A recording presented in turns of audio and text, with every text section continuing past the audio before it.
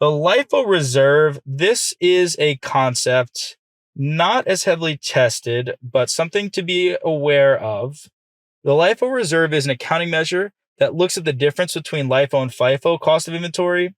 So if you think about it, basically what this is saying is FIFO is the one that, I don't want to say makes more sense, but it's the one that, okay, like is more natural to process, right? The first in is the first out.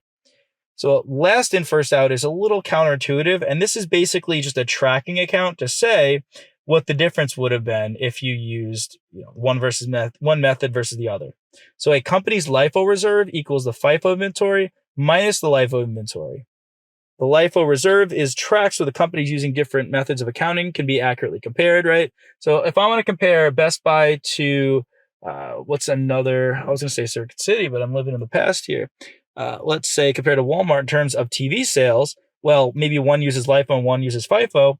If you're going to use LIFO, you need to keep this LIFO reserve on your financial statements as well, so we know what your inventory would have been if you used FIFO.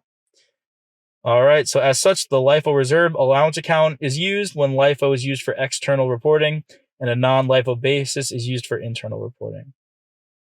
An allowance to reduce inventory to LIFO is used to reduce the cost of a LIFO basis. That's kind of what you need to know here, is that basically, if you're going to use LIFO, you need to keep this on account. What would the difference be if you used that FIFO method or weighted average method, so that we can compare to another company using a different method. LIFO reserve example. All right, here, what are we going to see? Well, we're going to see Comp Inc. reports the following balances. Okay, well, this is them tracking both LIFO and FIFO. We've got the FIFO basis of 100, LIFO basis of 40.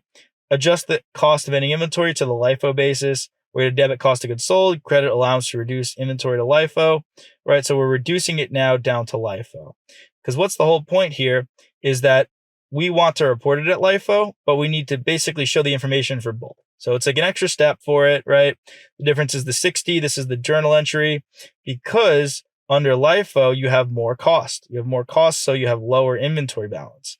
So what do you show on the balance sheet? You have inventory FIFO minus allowance to reduce inventory for LIFO, and your LIFO basis is just 40. Again, not going to see this as much as you're going to see just normal questions drilling through LIFO, FIFO, weighted average, perpetual, and periodic, but something to be aware of nonetheless.